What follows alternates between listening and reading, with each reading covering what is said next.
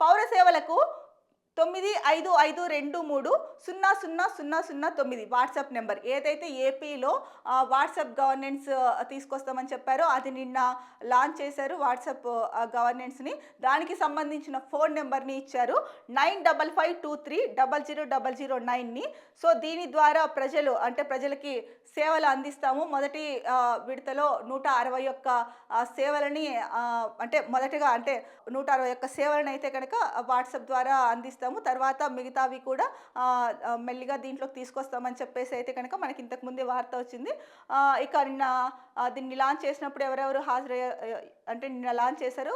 ఈ నేపథ్యంలో ఏం మాట్లాడారో ఒకసారి చూస్తే, వాట్సాప్‌లో హాయ్ కొడితే చిటికెలో సర్టిఫికెట్లు. మన మిత్ర పేరుతో వాట్సాప్ గవర్నెన్స్ ప్రారంభం.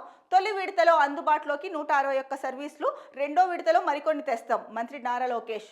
యువగలం పాదయాత్ర సమయంలో వచ్చిన వాట్సాప్ గవర్నెన్స్ ఆలోచనను మంత్రి నారా లోకేష్ ఆచరణలో పెట్టారు. వాట్సాప్ గవర్నెన్స్ సేవలను ఆయన నిన్న ప్రారంభించారు. పౌర సేవల కోసం 9552300009 నెంబర్కు హాయ్ అని మెసేజ్ పంపాల్సి ఉంటుంది.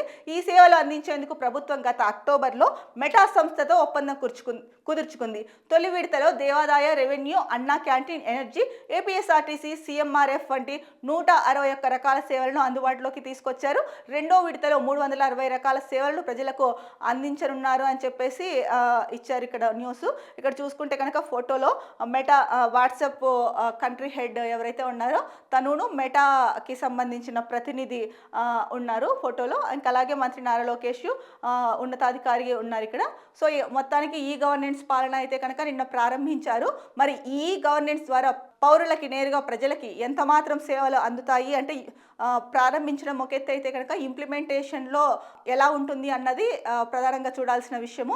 మరి ఇంప్లిమెంటేషన్లో ఎలా ఉంటుంది అన్నది చూడాలి. ఒక రకంగా ఇది దీనివల్ల సమయం ఆదా అవుతుంది. ప్రజలకి కూడా ఆఫీసుల చుట్టూ తిరిగే భారం సమయం అనే కాదు, ఖర్చు తగ్గుతుంది. వాళ్ళ పనులు వాళ్ళు చేసుకోగలుగుతారు. మరి ఇది నిజంగానే వీళ్ళు చెప్పినట్టు చిటికెలోనే వచ్చేస్తాయి సర్టిఫికేట్లు కావాల్సినవన్నీ కూడా అని చెప్తున్నారు. మరి అలా జరిగితే చాలా బాగుంటుంది.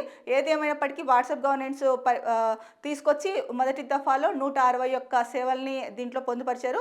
దాంట్లో ముఖ్యమైనవి ఫస్ట్ విడతలో ఇచ్చారు. దీన్ని చూసుకున్న తర్వాత రెండో విడతలో 360 సేవలను వాట్సాప్ గవర్నెన్స్ ద్వారా ప్రజలకు అందిస్తామని చెప్పేసి అయితే అంటున్నారు. మరి ఏదేమైనా కూడా ఇది ఒక రకంగా మంచి నిర్ణయమే.